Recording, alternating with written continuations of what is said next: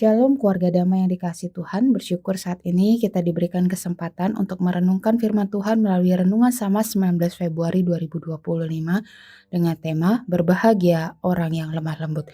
Sebelum itu mari kita berdoa. Bapa dalam sorga, kami bersyukur atas anugerah-Mu di dalam kehidupan kami. Saat ini kami mau merenungkan kebenaran firman-Mu, bukakan hati dan pikiran kami sehingga kami mau dibentuk oleh kebenaran firman-Mu. Pimpin setiap kami, berikan hikmat kepada setiap kami. Terima kasih Tuhan, dalam nama Tuhan Yesus kami sudah berdoa. Amin. Firman Tuhan pada hari ini terambil dari Matius pasal 5 ayat yang kelima. Demikianlah firman Tuhan. Berbahagialah orang yang lemah lembut karena mereka akan memiliki bumi. Keluarga damai yang dikasihi Tuhan. Pada minggu ini Renungan Samas akan merenungkan tentang ucapan berbahagia. Ucapan berbahagia merupakan pengajaran Yesus ketika di bukit. Ia mau mengajarkan bagaimana sikap dan sifat yang seharusnya dijalani dalam kehidupan setiap muridnya. Bila dilihat orang yang dikatakan berbahagialah oleh Yesus, terkadang kita bertanya-tanya, kenapa orang tersebut dikatakan berbahagia? Ketika kita berpikir tentang bahagia, terkadang maknanya adalah perasaan senang tanpa adanya beban yang menyusahkan. Sehingga yang terlintas menjadi orang berbahagia itu selalu keadaan yang senang dan gembira. Dan saat ini kita mau membahas bagaimana berbahagialah orang yang lemah lembut karena mereka yang akan memiliki bumi. Kenapa bisa orang yang lemah lembut itu akan memiliki bumi? Kata lemah lembut di sini terkadang diartikan bagaimana sifat seorang itu orang yang baik dan ramah. Sikap ini terkadang dianggap orang yang lemah karena mudah dimanfaatkan dan ditekan untuk kepentingan orang lain. Kenyataannya, orang yang lemah lembut itu tidaklah orang yang mudah ditekan dan dimanfaatkan, tetapi mereka orang yang berbahagia memiliki sifat tersebut. Bila dilihat, kata lemah lembut dalam bahasa Yunani adalah praus, yang memiliki beberapa pengertian. Ada penafsir yang menjelaskan praus dari makna yang diungkapkan oleh Aristoteles. Menurut Aristoteles, lemah lembut adalah sikap di mana seseorang berada di antara mudah marah dan sama sekali tidak bisa marah. Hal ini berarti orang yang lemah lembut tahu kapan waktunya untuk marah, atau dapat diartikan marahnya tepat waktu. Alasan orang yang lemah lembut disebut orang yang berbahagia karena mereka dapat menguasai amarah.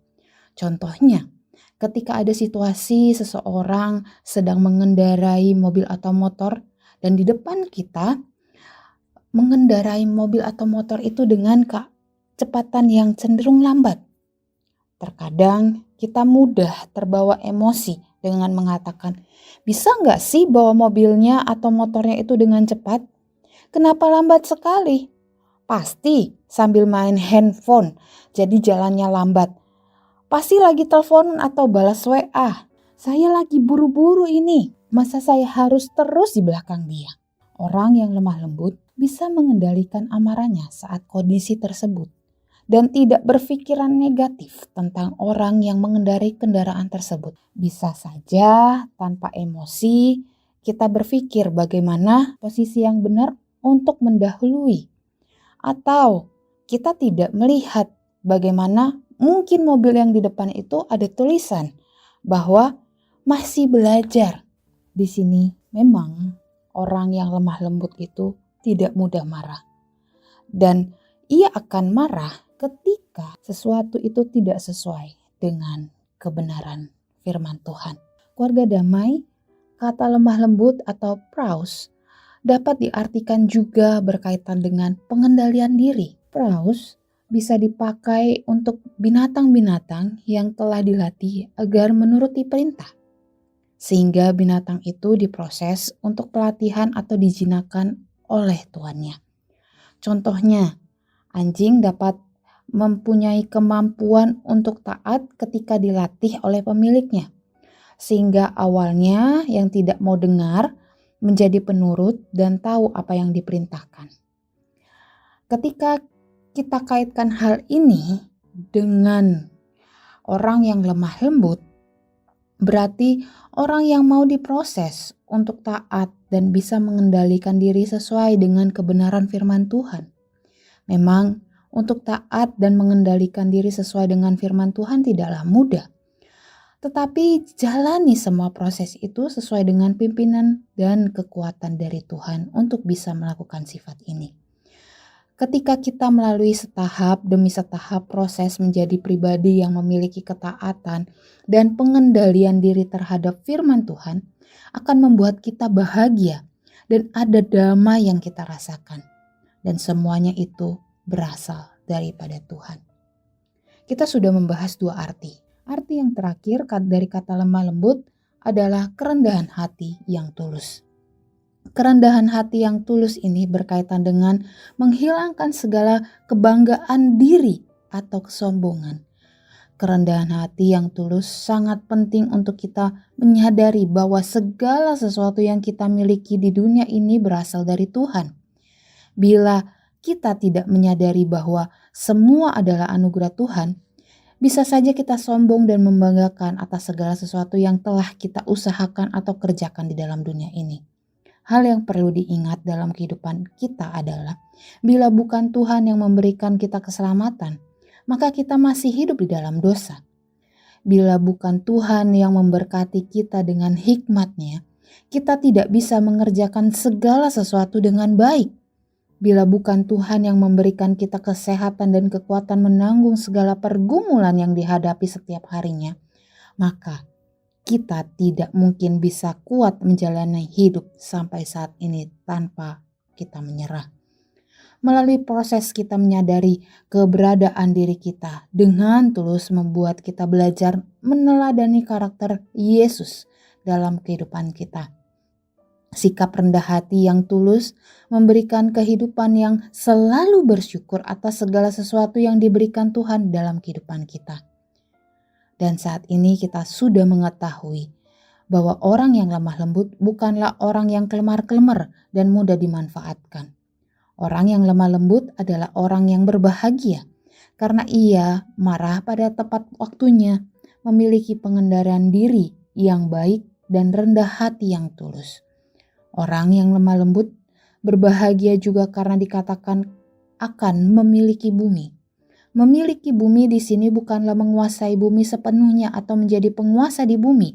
Tidak ada seorang pemimpin atau orang yang berpengaruh baik kalau ia tidak bisa mengendalikan dan menguasai dirinya sendiri terlebih dahulu. Jadi sifat lemah lembut di sini menjadikan kita pribadi yang lebih baik dan dihormati serta dihargai oleh orang lain. Kita akhirnya bisa menjadi teladan bagi sesama dan menyaksikan karakter Kristus dalam kehidupan kita. Fokus kehidupan orang yang lemah lembut adalah kebenaran firman Tuhan.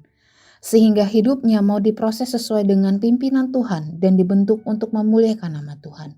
Bila kita lihat kembali di dalam Galatia 5 ayat 23, salah satu perwujudan buah roh adalah kelemah lembutan.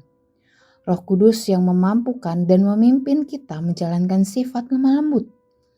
Pertanyaannya adalah, sudahkah kita memiliki sifat lemah lembut dalam kehidupan kita selama ini? Bila sudah, maka mintalah terus pimpinan Roh Kudus agar menguatkan kita menjadi pribadi yang lemah lembut. Dan juga bila jawabannya belum, pertanyaannya, maukah hidup kita diproses untuk menjadi pribadi yang lemah lembut? Sehingga jalanilah proses Tuhan yang membuat pribadi kita menjadi orang yang lemah lembut dan terus hidup penuh kebahagiaan karena anugerah Tuhan. Amin. Mari kita berdoa.